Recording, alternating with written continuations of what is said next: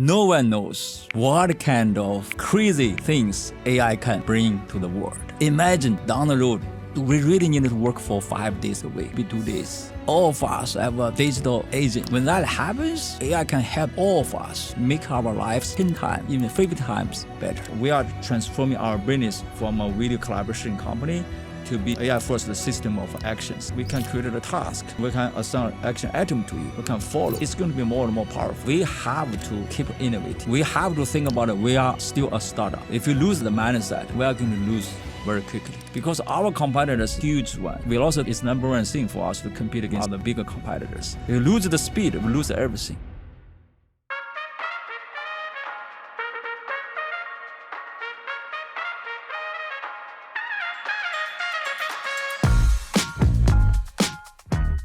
Welcome to Grit. I'm Juven, partner at Kleiner Perkins, a show where we go beyond the highlight reel and explore the personal and professional challenges of building history-making companies. Today on the show, we have Eric Yuan, founder and CEO of Zoom.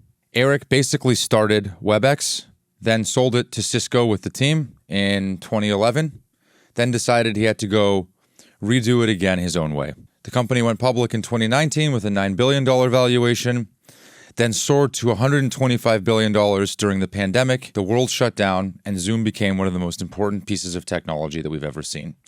Eric shares a ton of insights, all of the stories of what actually happened, and has a deep sense of humility that is quite rare in Silicon Valley.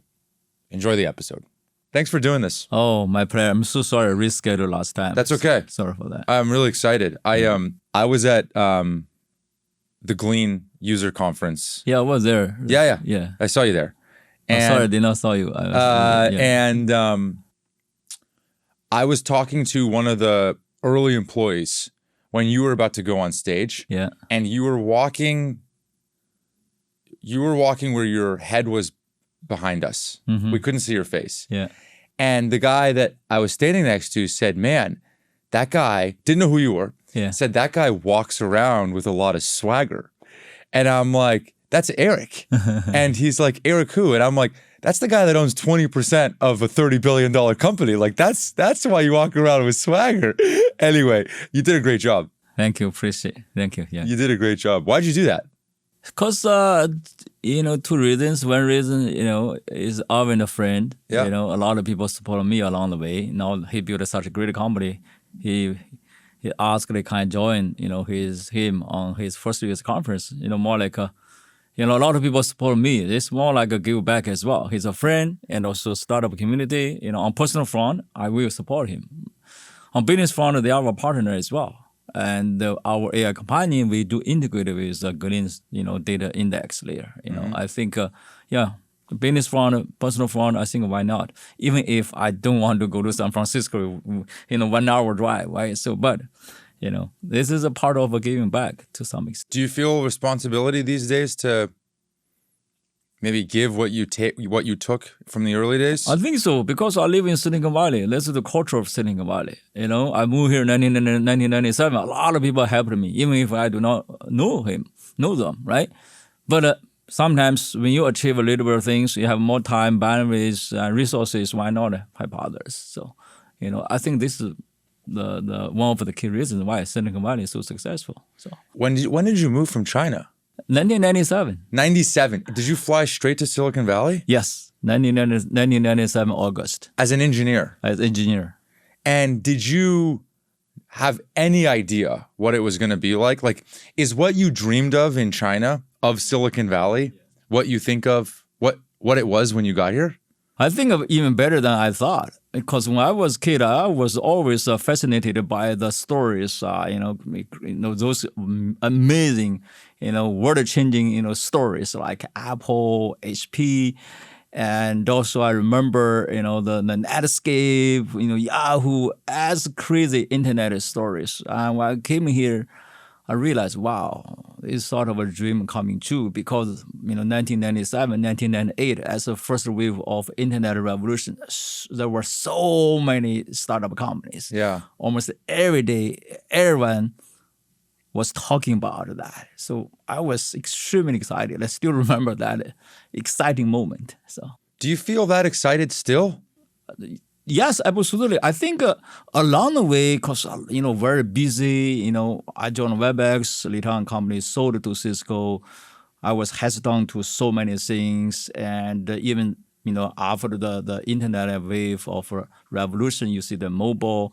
Now I feel like the AI era even more exciting than 1997. You think so? Yes, absolutely. You're more excited about what could be now than you were back in the days when the internet was just being formed. Absolutely. This time AI, I can tell you, no one knows what kind of crazy things AI can bring to the world. Imagine down the road, when, let's say we have very mature AI technology, we really need to work for 5 days a week, maybe 3 days, maybe 2 days. All of us have a digital agent or even digital twin. When that happens, you think about that, AI can help all of us make our lives 10 times, even 50 times better. This never happened in the internet era or PC era or mobile era. Does that sound like culturally? Do you think we'll even be able to absorb the idea? I don't think mentally we're ready yet. That's what I mean. Like, even hearing you say, people that are in the industry like you and I, that are living and breathing in this technology every day, are like, oh my God, this is insane. Totally. We see it every day and we're like, this is insane. And even for us, let alone everybody else in the world, I think it's hard. Tell me if you agree. I totally agree. Imagine, let's say, sometimes when I wake up in the morning, when I think about the exciting things AI can, bring to the world, I'm so excited. But sometimes I'm extremely concerned as well. Like what's happening today. Let's say the computer science graduates used to be you can easily find a job, right? So many companies, want to hire those, CS graduates. But today, look at the all those CS graduates, right? It's not that easy to find a job anymore. that's crazy. Exactly. That's, yeah. How old are your kids? Do you have kids? I have 3 kids. How old are they? Yeah, it's, 24, 21, 19. 19. So, okay, 21, 19, they're in college. Or one's going to college, one's in college. Yeah, college. When they ask you, like, Dad, what do we do after college? What do you tell them? I do not have a great answer. What I told them is laser focus on what you are doing every day. Make sure and execute very well, no matter who tell you, like give a task, right? Maybe you register some class, try to get a good grade, and enjoy your campus life. At the same time, learn a little bit of AI. That's pretty much, mentally get yourself ready gradually. You do not want to tell them, hey, tomorrow most of the job will be replaced, they'll be augmented. I do not think that will happen, for the time being. Eventually, maybe 10 years, 20 years, I think they are learning. I do not want to kind of share what might happen, on positive front or negative front of AI technology. Why, kids already have a lot of other things. Why you want to bring in more anxiety to them? Is it weird? At some point, Zoom was, the hottest company in the planet. And everybody wanted to come work there. And now people at Zoom are probably thinking about going to these AI labs and going to these other. Is it weird? Like now all of a sudden everyone wants to go to the new, cool, shiny thing. And you're like, wait, I thought what we were doing was pretty good. That's always great. This is the reason why Silicon Valley is so successful, right? Because something very hard, the new technology, new startup, very smart talents, they all want to join those great, promising startup companies. Nothing wrong about that. But at the same time, we also need to embrace new technology as well. Because we have a lot of employees who are already working here for a long time. We have a big AI team in Seattle and also have core engineers here, in San Jose area. I think we have lots of AI innovations, right? So it's always great. Whenever new technology, for sure, you will see a lot of great startups. At the same time, those other, companies also try to catch up as well. I think ultimately any new technology will benefit everyone, not only for startup, but also for established companies as well. You were one of the first engineers at WebEx? I was one of the first 10 engineers. 10 engineers. And you spent, what, 9 years there? 10 years. 10 years. And then company was sold to Cisco. For a few $1 billion. 3.2 or 3.4, I forgot. And you left as you were the VP of engineering when the acquisition happened, right? Correct. And you spent a few years at Cisco, 4 years? Yes. 4 years. And you basically Cisco bought WebEx, which was the predecessor to Zoom in many ways. It was the early telecommunications. And you were trying to basically build a new version of WebEx inside of Cisco. And you couldn't get it done. Yeah. Right? So then you spun out and started Zoom. Correct. Is that right? I don't want to rewrite history. That's right. Okay. What about now and the reason you spun out of Cisco was because it was a big company that couldn't get off of its butt. There was too much antibodies to change. And they had just bought this new thing. Why would they go build another new thing that they just bought this thing? Invest in the thing that they just bought. And so obviously you had to go start your own company because it wasn't going to happen at Cisco. It's like the classic innovators dilemma. Yes, absolutely. What about now? Like, do you feel like, geez, are there people at Zoom today that are Eric 20 years ago that are trying to build a AI stack of video communication? Yes, absolutely. For every, I will say, the established companies, right, you always face that dilemma. On the one hand, right, you want to engineers work hard, come up with some ideas, contribute to the growth. On the other hand, because your core business, right, because the processes, right, sometimes slow, velocity not there. How to balance that, right? It's hard. It's not that straightforward. I fully understand, why, when I was at Cisco, I wanted to rebuild everything. It's very, very hard. And nothing wrong about that because a lot of other priorities, right? That's the reason why, how to make sure you have a culture when engineers, and some individual contributors, right? They come up with some ideas. Don't always say, no. You should, focus on something else. Always think about the balance, the existing priority and also the future new ideas, right? But even you try very hard, even have a great culture to embrace new ideas, sometimes it may not work. And there's some employee, they still want to leave to start a new company. I think that's okay. You look at the entire ecosystem. That's always good. You got to contribute back to the ecosystem, right? Yeah. So this is going to be a weird question, so take it with what you will. I just thought of it now. If you're this excited, okay, about what the future is, and you still seem to me like you could work for a lot longer, and you want to go work on something different, that's not Zoom. Yeah. Can you do that? Like, this is a huge public company. You're the founder and CEO. Like, you are beloved at this company. Your ratings as a CEO are higher than any I've ever seen at any other tech company ever. Like, can you go and do something else? Do you ever feel stuck? Yes and no. Because on the one hand, this is more like my baby, right? And a lot of employees are working so hard behind this, trying to make a company better and better every day. I feel like we have a huge, responsibility to leverage Zoom technology to help the world, to deliver happiness to our customers, partners, investors.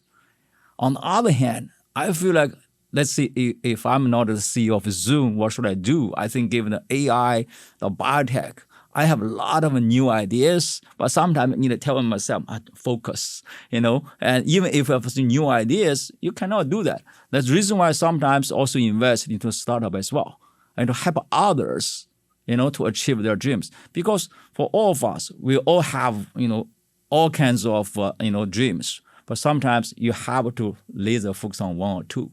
Even if every day I think about, wow, what if I do this, do that? Then you realize, you are the founder and CEO of one company, right? You got to focus. So,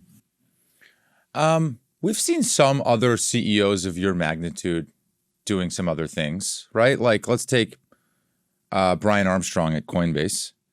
He's an amazing guy. Amazing. Yeah.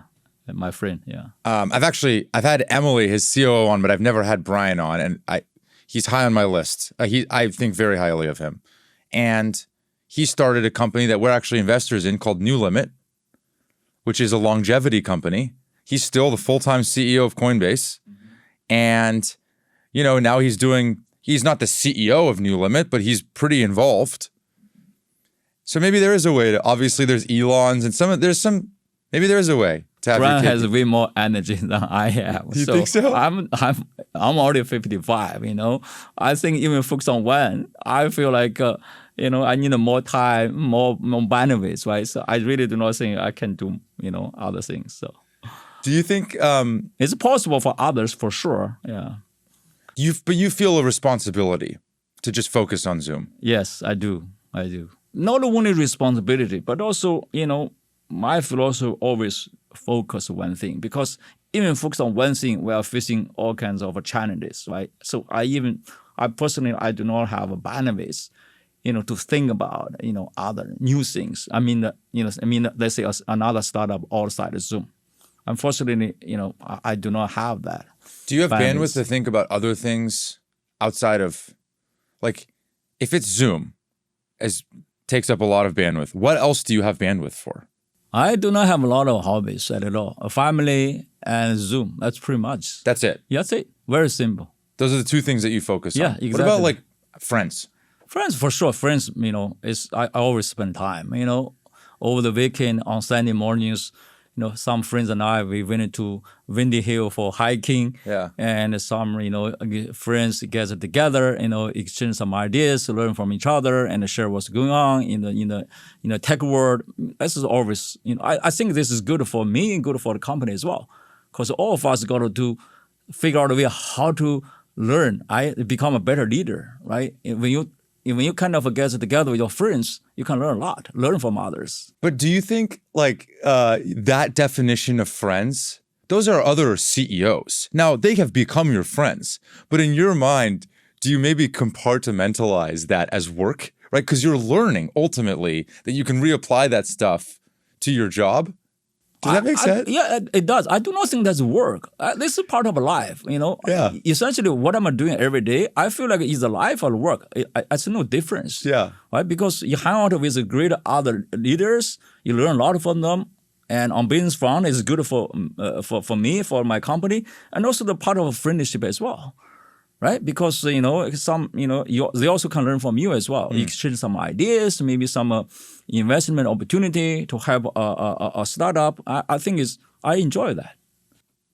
What comes first, family or friends? Family first. I think that's an obvious answer, and I think everybody would say that. That's our Zoom's philosophy on day one. Because everyone tried to talk about the balance of work and life. I tell our team, guys, there's no way to balance. Work is life, life is work. However, whenever there's a conflict, guess what? Family first. That's it.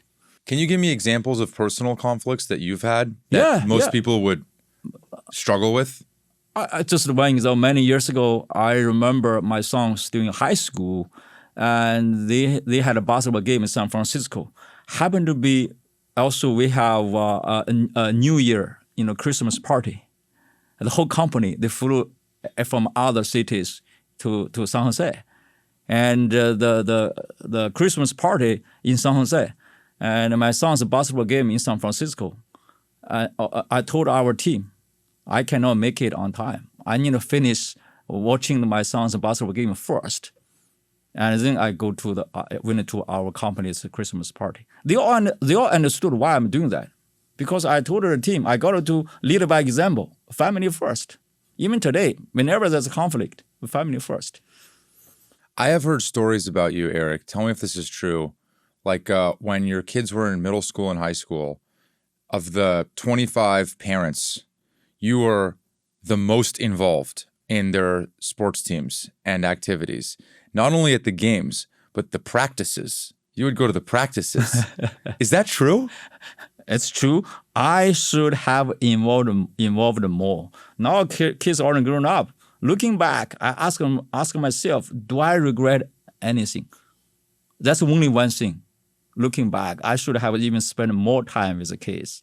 with the boys, with the girl, when I back to home, I should put myself in a different room, right? So because that's something is a part of your life, right? Because when the kids grown up, you really want to spend more time and they have their own activities. It's not that easy anymore. So, You're saying you have a narrow window of time from absolutely 1 to 15 years old before they become.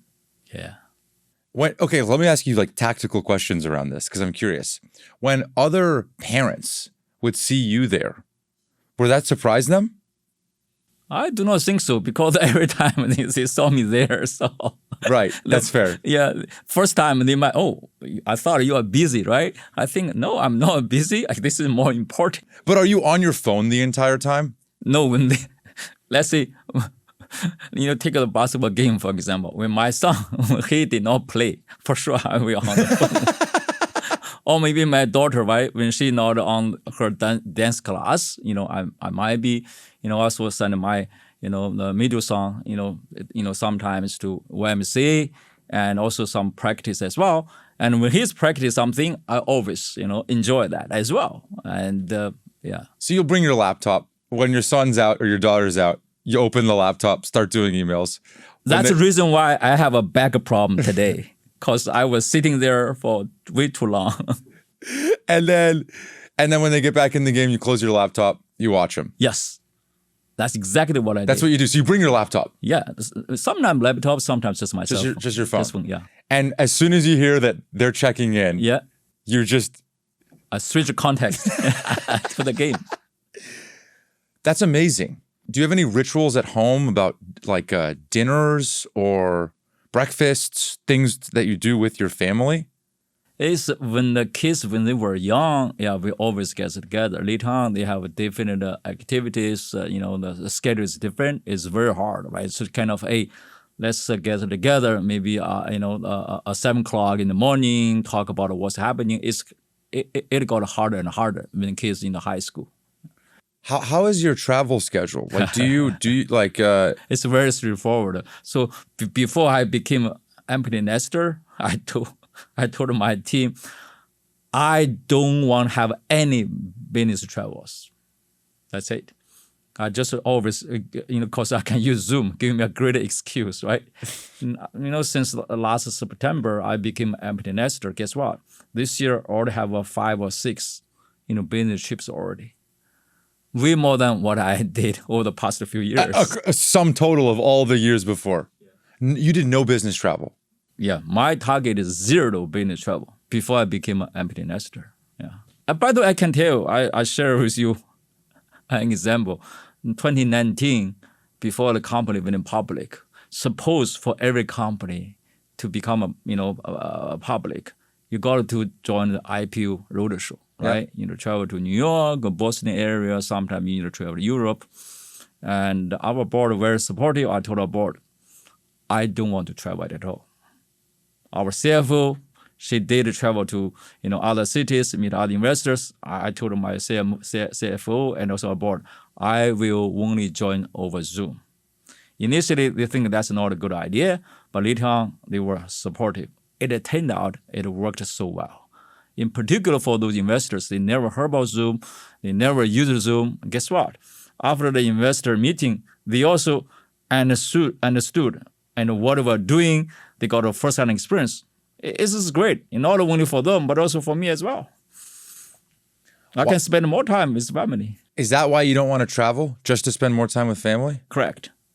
That's the only reason, no any other reasons. And specifically when you say family, you mean kids? Yeah, kids. My wife too. Yeah. But you break the rules a little bit now that's no kids. You travel a little bit more. Because kids are already grown up, right? So the campus, they already work. So yeah.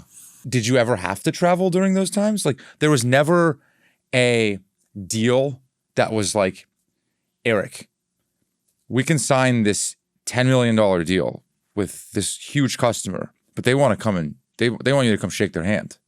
Look at them in the eyes. That never happened? Actually, here's my trick.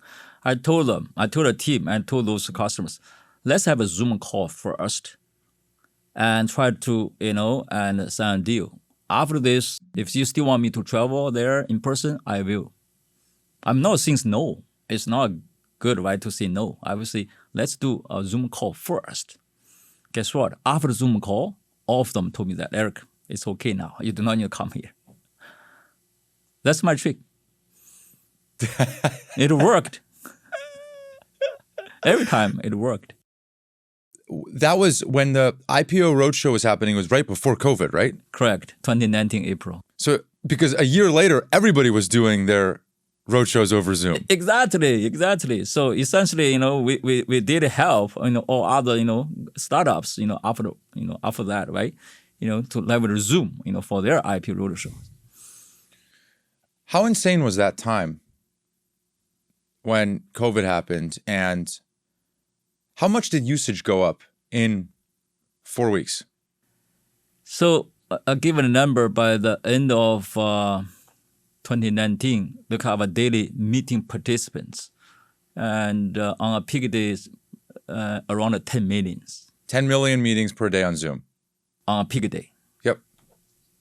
By March or April timeframe, it jumped all the way to more than 350 million. 35 times more. With just in March or April timeframe. 35 times more. Yeah. I mean, the entire world was dependent on your technology, right? Yeah, for a while. Yeah. For like 6 months? Yeah, a little bit more than that. I guess from the outside looking in, that's every CEO's dream, right? All of a sudden, 35 times, your stock goes crazy, right? All of a sudden, the company's worth $125 billion. You own 20% of that company, 35x. I mean, but did it feel like a dream when it was happening? I don't think so, because internally, you do not know how hard it was. And what was hard? On personal front, I had a way more sleepless nights than any time in my career. Our team worked extremely hard around the clock.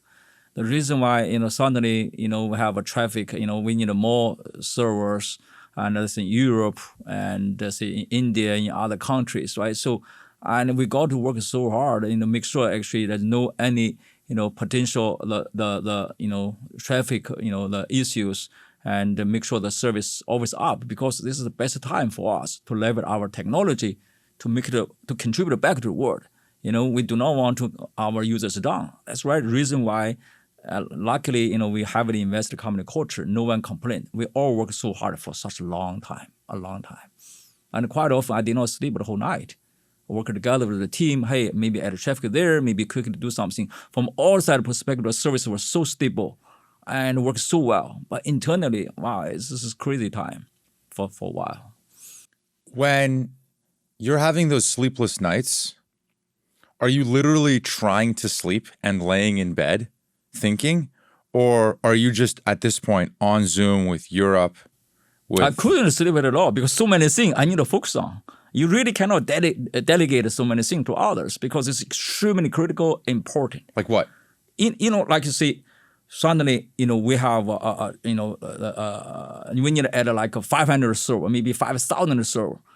What can we do to make sure when you add so many servers over the night, nothing will be broken? Right, that's one. At the same time, remember back then, because a lot of, sort of looking back at some articles, about the Zoom in the practice, because we give the, the free licenses, to, a lot of K-12 schools around 25 countries.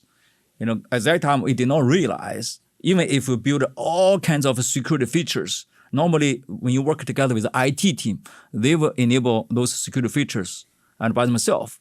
When you give the free licenses to K-12 schools, quite often some K-12 schools, they did not have IT team. And we realized that if they did not turn on the password, no waiting room, guess what? When a kid shared the Zoom link, to the social media, other people might easily join or hack into the classroom. Mm-hmm. When we realized that, okay, what can we do quickly? We become IT team. A lot of things like that, right? So, need my personal involvement, right, to make sure, drive that, make sure happen today. Don't wait till tomorrow.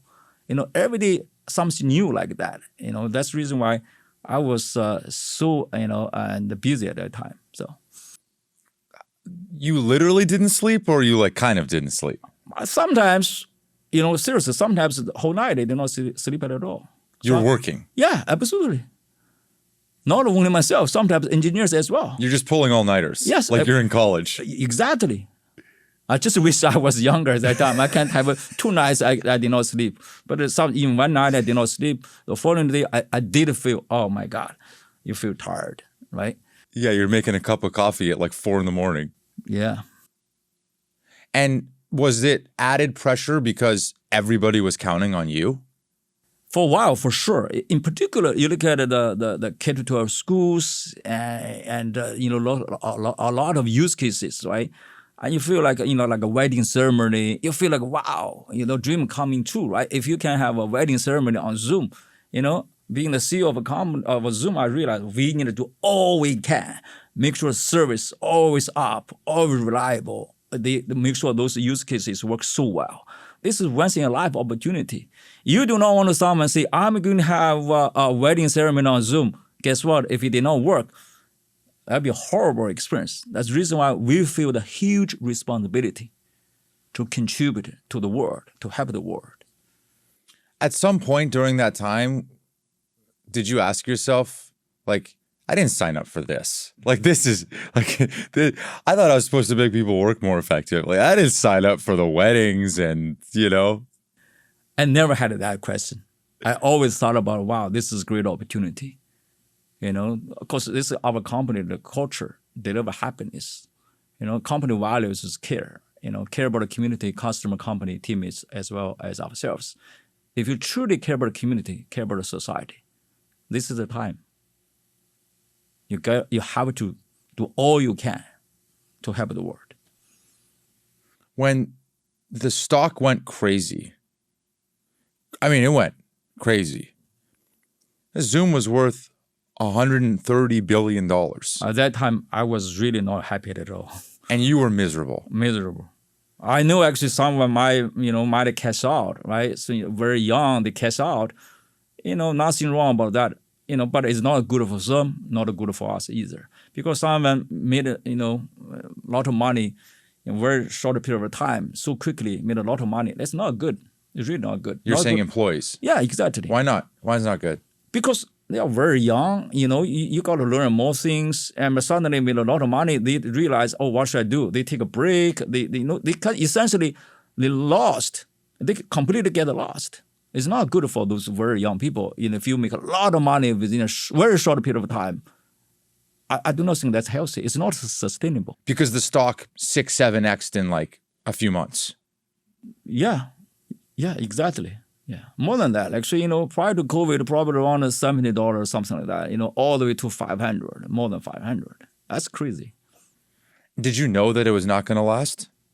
At that time, I did not think about that. I think about this price for sure. It's kind of not sustainable. Yeah. Right? What should we do? And so you cannot control the stock price, right? What can you do? What do you do? I just tell whoever there, I think, hey guys, we got to look at the future. Yeah. And how sustainable it is. I do not think that's sustainable. We have to innovate. We have to keep improving our company culture. And that's pretty much. Otherwise, sooner or later you're going to hit the wall. So. And were you selling at that time? I for sure I did sell because my sale is kind of even prior to COVID. It's annual price. Right. It's already defined. Yeah, exactly. We're already defined. So yeah. And it's crazy to own 20% of the company at IPO is a lot. It's just that's you don't see that very often.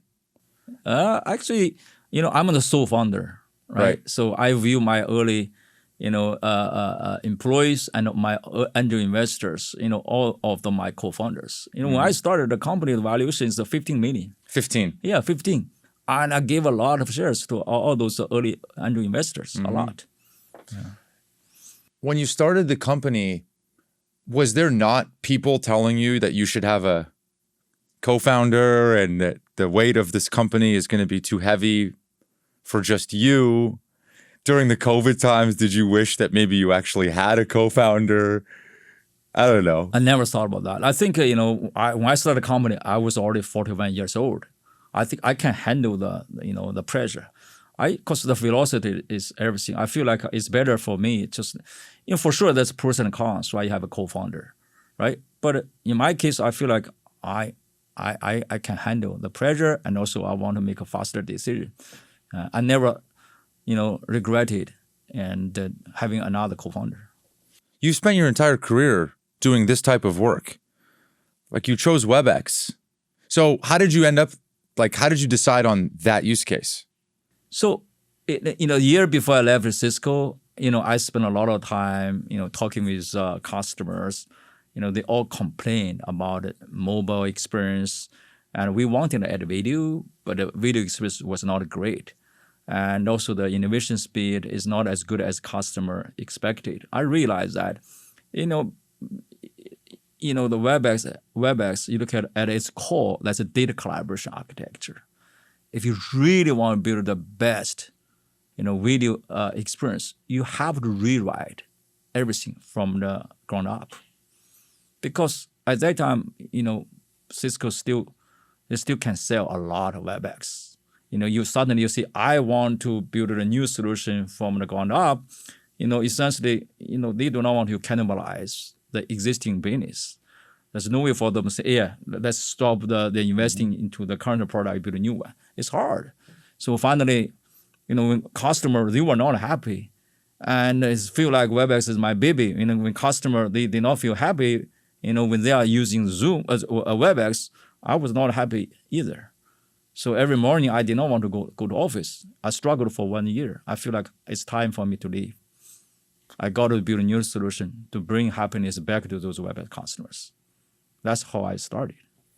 And when you were starting the company, 41 years old is not young to start a company relative to. I wish I was young at that like time. Brian, or some of the other folks. That's the reason why they can do so many other things as well. So, did you feel like maybe the way that you thought about your kids and raising your kids had something to do with the age that you started the company?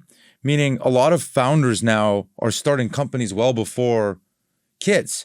They're finding product market fit the first few years. Like, did you feel like maybe this was your way of avoiding the guilt of starting a company late, knowing that you had kids? That's one of the reasons. You're so right. Again, every company is different. Every founder is, story is different. In my case, you're so right. That's one of the reasons. I want to make sure the kids grown up a little bit. And because my wife also very busy, right? 3 kids, I feel like, maybe when they are already in school, maybe, at middle school, maybe it's time to start. Also, the timing is perfect. On the one hand, I was not happy. On the other hand, kids in the middle school and at middle school already, I feel like it's the right time.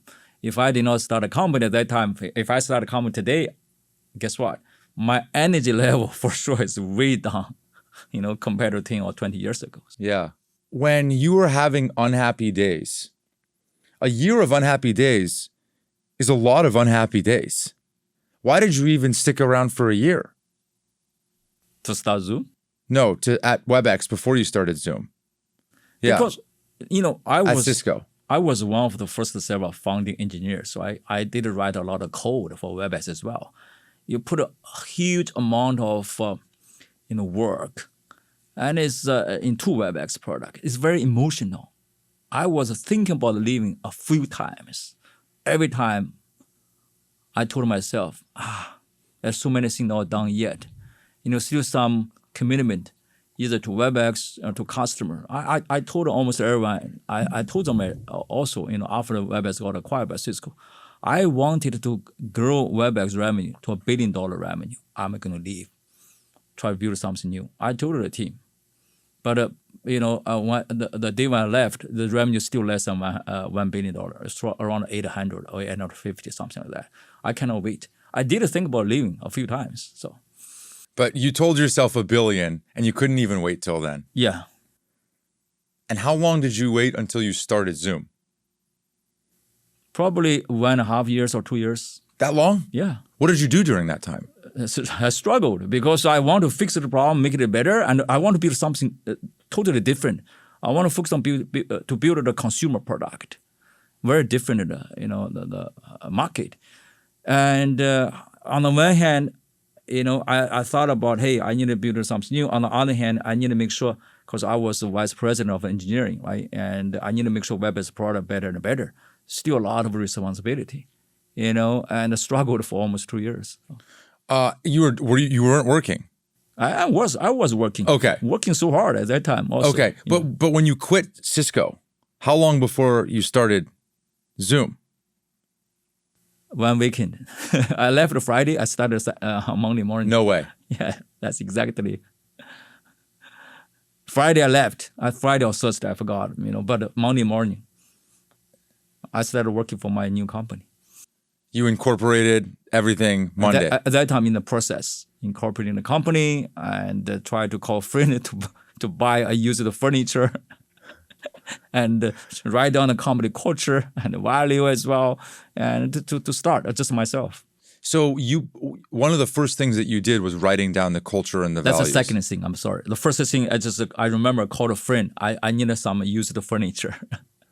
After that, and I think I started writing company my goal and the culture and the value, so on and so forth. And then were you writing the first lines of code? No, I didn't. And if I did that, who is going to be a product manager, UI designer, anything else? When I started, all others are engineers. I'm responsible for everything else, and for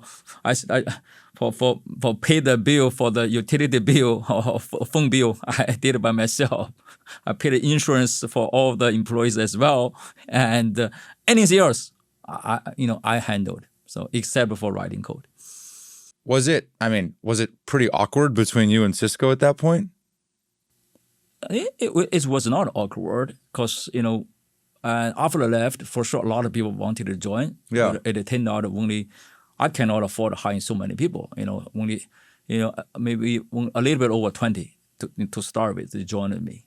And that's pretty much because, this is Silicon Valley. We want to build the next generation. So yeah. we write everything from the ground up. This is very clean. So it's the next generation technology. Yeah, that makes sense. How long before you had 20 people in the company?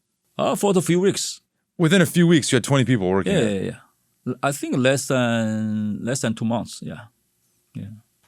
Did you know before you even started building it that you could actually build this technology, that the time was right? I know for sure I can build a better technology. That's part of for sure. Because I was, VP engineer. I was very hands-on. Even today, I still understand the code. So, yeah, I know I can build a better technology. That's part for sure. What didn't you know? I did not know is how to, build a product. You can make a consumer happy and also make an enterprise happy. Because I struggled. Should I start from consumer SMB? Should I start selling to the enterprise? I did struggle a little bit about that, but later on I realized let's focus on the enterprise customers. We should not focus on the consumers. Why?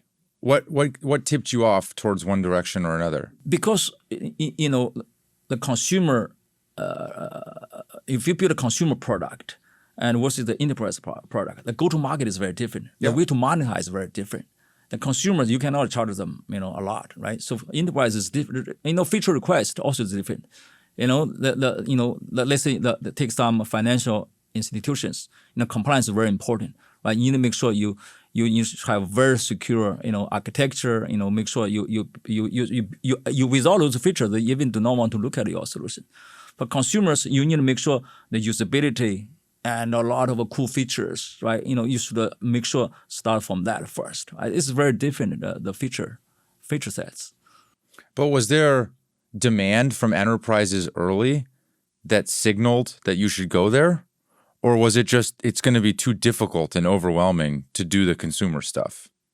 I think to start with, both very difficult, right? Consumer, enterprise. We focus on those kind of medium-sized companies, like 100 to 500. Like some startup companies. They really wanted to build. Really wanted to deploy a frictionless, the video conferencing experience. Like I remember our product was not ready at that time. Stanford continuing start this group. They tried to kind of test a solution can help their online, the teaching online learning. They tested almost every other product. None of them worked so well. And finally, they found Zoom. Wow, the video experience amazing. Even before our product was ready, they wanted to buy. That's how we started. And then the second one, also the university as well. So we started modeling from a high ed, one by one, and that's how we grew our business at that time. I guess, is it weird that the stock price is basically the same as what it was before COVID, and your users are probably way up. The company's in a lot better position than it was before COVID, but the stock price is the same. So if you remember, right, April when the company went public, right? I think the first day stock closed like a 66, 67, something like that. I was on the I think maybe CNBC interview. At that time I told everyone the stock price was overpriced. You went on CNBC. Yeah, overvalued, because at that time. Because again, I really do not want to focus on stock price. Sure. Something undervalued, overvalued. What can you do? Just to focus on your product, your business, your culture, your customers. Stock price, will be taken care of by itself. If you focus on stock price, it's really hard. So that's not my focus at all. So it went out. So you don't even think about that now. I did not think about it for a long time, even from the very beginning. But it is weird, isn't it, that the business is in such better shape and the stock is the same as what it was before COVID? Yeah, at that time, the growth rate much higher. During COVID, the 300% year-over-year growth, but now are very profitable. Right. And for sure, more customers, revenue much higher.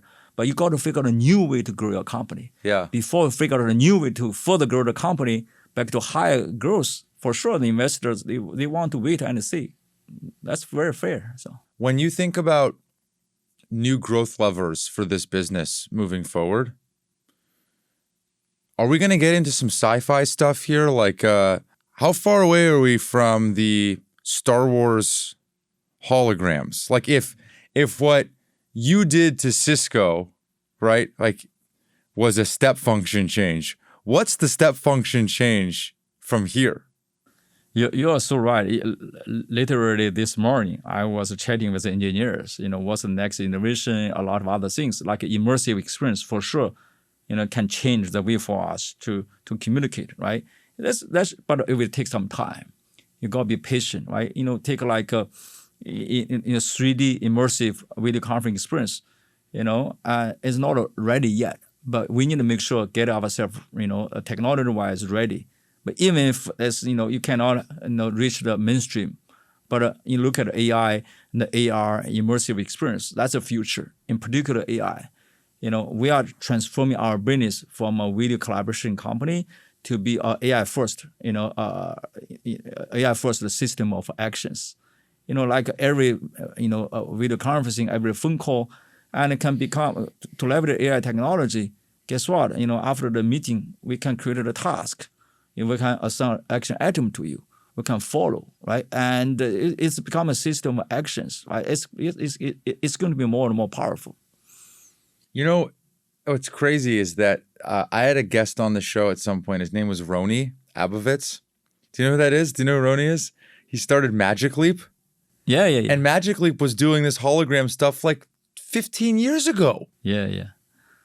At that time, I was so excited because I really needed make sure count on other startup companies to come up with some, breakthrough hardware technology, and then our software can integrate with them. But take some time for any hardware to become a mainstream device and to create an immersive experience. Well, it's fun to think about the future as it relates to Zoom because, if you look at the OpenAI acquisition that of Johnny Ive's firm, right? Johnny Ive was basically, he innovated the form factor of the iPhone and the MacBook. Yep. And obviously, Zoom is the benefactor of that. But if you hear and listen to their interviews now, I don't think any of those, the form factors that they're thinking about for how to deliver AI to consumers is not going to be on a laptop. And it doesn't even seem like it would be like a wearable. I don't know, but it's just really interesting to see, like, boy, like, are people even going to want to communicate through computers in the same way? Yes and no, because you look at AI, for sure, if my iPhone is good enough, right? I can talk with the ChatGPT, and talk with the other AI agent. But however, some other experience, take the immersive video conferencing experience, for example, in the future. I think desktop experience probably is much better, be a much bigger screen, right? And of course, you think about imagine a world where in the future, you and I sitting anywhere in the world. When I have a video conferencing, you feel like we're sitting together, I can shake your hands, you feel my handshaking. I give a hug, you feel my intimacy, right? I think those experiences will not only happen on mobile, but also on desktop, laptop, the big, video conferencing room screen as well, right? I think that I think every device will support that. I do not think in the future everyone just count on one device. Different use case, different the devices, all of them. I think it would be very important.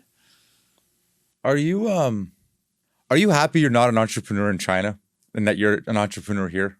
I think when I started in 1997, for sure, like at that time, internet is already booming, right? Everyone uses Yahoo, Netscape. At that time, there's, 1997, very few people heard about internet. That's one of the reasons, remember actually why I came to here, because I live in Yokohama, Japan, and Bill Gates, he was there to give a keynote speech. I was so fascinated about his speech.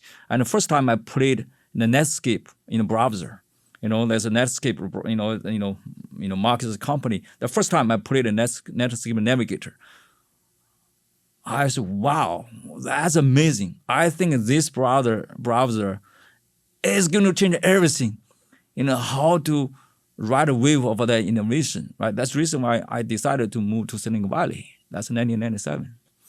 Wow. When you were growing up, what was childhood like for you? Was it, did you have sisters, brothers? Yeah. Were your parents involved in your life in the way that you're involved in your kids' life? So both of my parents, they were geology engineer, and they give me a lot of flexibility. I was not like, always try to pursue grade A students. I did spend a lot of time to hang out, with my friends. I spend way too much time on playing mahjong or poker. So, from junior high school, in college, only until after I graduated from college, I realized, all other classmates are so smart. They're focused on the study. I spend all the time, wasted my time on so many other things. I feel like that's not smart. Afterwards, I feel like I understand what should I do in the future. And every day think about what I can do to become a better person for myself, become a better version for myself. And I have a dream, right, to really embrace technology. Someday I'm going to start a company. At that time, I feel like I truly understood the future. Yeah. As you think about the next 5 to 10 years of this company, do you feel like I've had a lot of conversations with incumbent companies, okay? With the generational SaaS companies that we've known for the last 15 years. And I put you squarely in that category. That there's a lot of people waking up every day salivating about the idea of doing exactly what you did, rebuilding the architecture from someone's going to say Zoom can't do what they're saying they need to do. They need to rebuild their entire architecture from the ground up. AI native. Mm-hmm. Do you think about that? Yeah, I do. That's the reason why I like a sports. Business is ultimate sports, right? Meaning you are facing competitors every day, everywhere, right? I'm pretty sure the way for us to think about the competition is we have to keep innovating. We have to think about it. We are still a startup. If you lose that mindset, we are going to lose very quickly because our competitors are huge ones and smaller startups, a lot of competitions. If we really focus on the customer experience. Don't always think about protect, our existing business. Think about what if we can do differently to keep delivering happiness to customers, keep working hard. We are still a startup. We are okay. As long as we do not lose the velocity, I think we can survive. Do you consider yourself a demanding CEO? I ask because, like I said earlier, your approval ratings, the love that your employees feel for you is higher than I've ever seen. I demand a lot. And again, I keep everything open, transparent to the entire company, to entire employee base. I demand myself a lot too. They can demand a lot to me as well. I do not call that demanding. I call that as kind of urgency to get this thing done. Right? And velocity is number one thing for us to compete against other bigger competitors. If we lose the speed, we lose everything. Why not finish this task today? Why you want to wait next week or next month? You'll challenge your team like that. I challenge my team. I challenge myself. They also can challenge me as well. That's our common culture. Do you think your velocity is high today? Like if you were giving a sober assessment. Not as high as I expect. And how many people are in the company? We have around 7,500. Like, isn't that the problem? Meaning, can you ever be extremely high velocity when you have that many people? You're so right. It's very hard.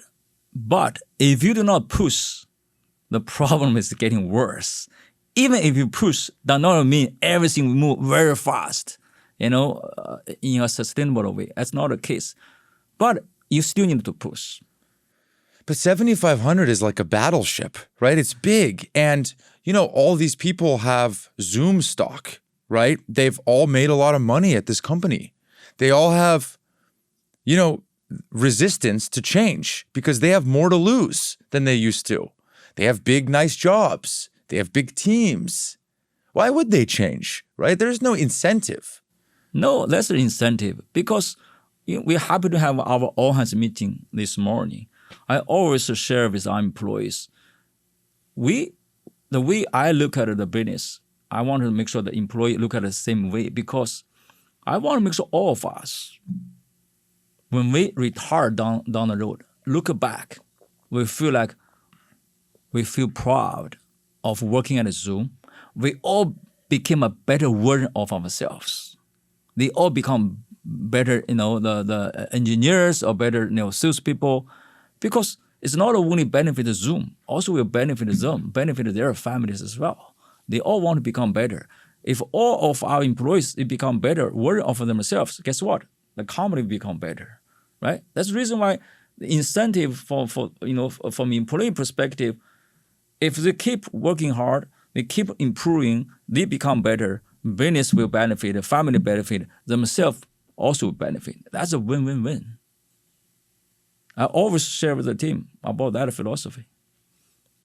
And if you think your velocity is not as fast as you would like it to be now, what can you do? I think only one thing I can do which is double down on company culture. Make sure everyone really understand that. What's the company culture? You got to deliver happiness to the customer. When customer asks anything to you today, you should figure out a way how to respond today, how to fix that problem today, rather than tomorrow, next month.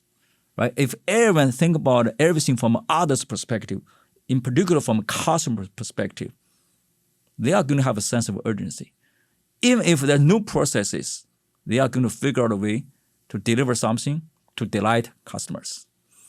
But isn't this why, going to my earlier question of you being the founder CEO that might feel stuck, you can't just bring in a CEO who says my only solution is to double down on culture. It's your culture.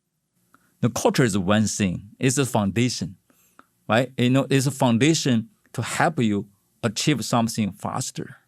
You have a solid culture. But culture, without a great culture, you really cannot achieve a lot of things. Meaning, let's say if you have a task, customer waiting for next month. If you don't have a great culture, your employee will say, let's wait. I have so many other, team. I count on other team. I need to wait till a customer tell me to do this, to tell me to do that. I cannot deliver in the next 6 months. you're going to lose very quickly. Yeah. I just think about this idea of like no one else could reinforce the culture of Zoom like you can. Don't you think? For sure, founder, especially founder and CEO, will play a much bigger role. But you also need to hire a greater team around you. Talent is very important. I need to make sure, all those senior leaders around me, they are all great, right? And the leaders, and the front-end managers, if you have a greater team, everything will be easier. That's the reason why you have a greater culture, greater team, and you can push the business forward faster. And otherwise, you are going to lose very very quickly. As a lifelong engineer and then engineering leader, what did you struggle with or get most surprised by becoming the CEO? I think in my case, even if I was an engineer and I was a VP engineer, along the way, when I was a kid, I wanted to make money. I wanted to sell something. Essentially, if I start over, I wanted to be a salesperson, account executive to sell our product. To build a product is one thing. To sell the product to the customer, make sure customer understand the value, they feel very happy to buy a product. I think that's a kind of that's even harder, I think. But I enjoy that. And for me, actually, naturally, I even if I'm an engineer, I wrote a lot of code. Naturally, I think I learn a lot about the go-to-market, marketing and sales. The day when I started the company, I feel like I'm not an engineer. I already understood how marketing works, how the sales work. Right? Especially, I always care about customer. I look at everything from a customer perspective.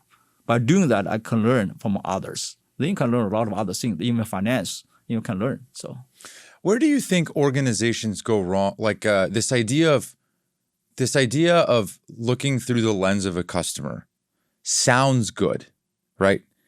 Amazon is famous for being customer obsessed. But where do you think in practice things go sideways? Like where's the trade-off? It's a great question. So every company is different. If you focus on build a product for consumer or for developers or for enterprises, if you build a product for consumers, sometimes might have a big gap. Some maybe you talk to a few customers, all of them might tell you something may not be right, right? Take an iPhone for example. Remember at that time, everyone talk about we need a keyboard. All those consumers were not right. Apple was right. You do not need a keyboard. But if you build a product for enterprise customers, most of the time, those enterprise customers, they are right. Because the reason why they share with their pinpoint is their daily, the pinpoint. You got to truly listen to those customers well. You cannot say, you are not right. I built something differently. You're going to make a mistake. So the first thing you look at your customer base, consumers or developers or enterprise customers. Then you should have a different philosophy. Let's assume it's enterprise. What do you think the trade-offs are that people get wrong? So sometimes, because you really care about enterprise customers, many enterprise customers will tell you, I want you to build this feature. I want you to build that feature. What if you have 10 enterprise customers? They tell you build 10 different features. You'll be stuck. However, the right thing to do is don't listen to their problems. Don't listen to their solution. Because you got to understand, when they share the problem with you, you try to understand what's the root cause. Quite often, human nature, they tell you what to do, give you a solution. You should take a step back. Don't focus on solution, focus on problem. And 10 enterprise customers give you 10 different solutions. Guess what? If you take a step back, analyze, realize, it's one problem, one root cause, just one solution. Focus on the problem, do not focus on solution when you work together with enterprise customers. Are there other companies that you admire that have a customer obsession that you think is the right way of doing it? A lot. Here in Silicon Valley, you look at the ServiceNow is built on our board. This is great. Salesforce, so many Workday as well. A lot of great enterprise companies. They really listen to a customer, understand the customer pain point, they build innovative solutions a lot. By the way, I was talking to Carl about you recently, Eschenbach, and He's amazing he loves leader. you. Yeah. He loves you. Yeah. He says, tell Eric he can call me whenever he wants. And I was thinking in the back of my mind, I suspect Eric knows that he could probably pick up the phone and call you He's whenever. my brother, and anything I would do for him. Yeah. That's amazing. He's great. He was with you yesterday? Was he there yesterday? He was, yeah. He's With you there. yesterday. He was on my board for a long time. Yeah. Yeah. Yeah, I truly enjoyed working together. he's a gem. He's doing a good job at Workday. Yeah, that's the reason why you feel very lucky living in Silicon Valley. There's so many world-class leaders, here. So you really can learn a lot from them. And what's crazy is like the people that you have just mentioned, like the three companies that you just mentioned that you admire, Bill McDermott at ServiceNow, Carl Eschenbach, Workday. Benioff, Yeah. they're all still going. They still work very, very hard. They have no reason to. Yeah, another example, Oracle as well. Larry, I admire him a lot. He's still working so hard, still very hands-on, and as an amazing leader. It's great. they're still going. Absolutely. They have no reason to go. And they're leading by example that like great operators operate for a long time. They all set up a great example for the young startup founders.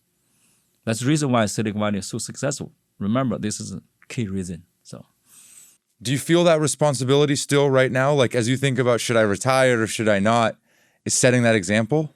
sometimes when I think about retirement, for sure, I from time to time I did. But look at for what others, what the other founders did. You feel like others still working so hard. So, you better follow other leaders. But what would you do if you were retired? Like, wouldn't you miss being at Zoom? I think if I have time, I'd like to give back. Maybe, talk with some, the young, entrepreneurs, maybe teach something in the classroom. I really want to give back because I learned a lot along the way. A lot of people helped me. I want to give back as well. Yeah, that makes sense. I really appreciate you doing this. My pleasure, because I really enjoy your podcast. I'm a huge fan, and so why not? So I really appreciate you doing this. It is not surprising to me in the slightest that you are beloved by so many people in the Valley. Thank you. I feel very fortunate. I live in the Silicon Valley. It is a best innovative culture. So many great world-class leaders, and every day I just enjoy that. And doesn't it kind of feel like it's like a rebirth recently? Like with AI? Yeah. You are so right, huh? Like it's vibrant. Like whenever I have maybe like career calls where people ask me about their, the up and coming salesperson or whatever. First question I ask them, where do you live? Oh, Boston, Austin.